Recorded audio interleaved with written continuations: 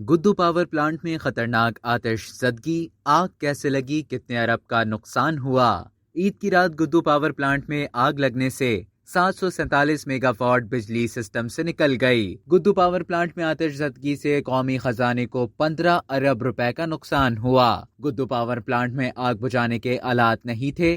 Plant مکمل طور پر جل گیا ہے، جس کی بحالی میں کئی ماہ لگ سکتے ہیں۔ بتایا جا رہا ہے کہ پاور پلانٹ میں آتش زدگی کے وقت عملہ ڈیوٹی پر موجود نہیں تھا۔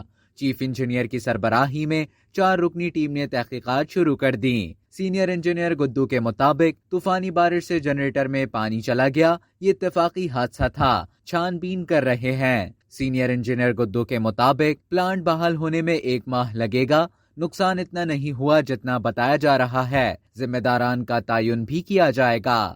اب تک کے لیے اتنا ہی۔ مزید خبروں اور نیوز اپڈیٹس کے لیے ڈیلی جنگ کے یوٹیوب چینل کو سبسکرائب کریں اور فیس بک کے پیج کو لائک کرنا نہ بھولیں۔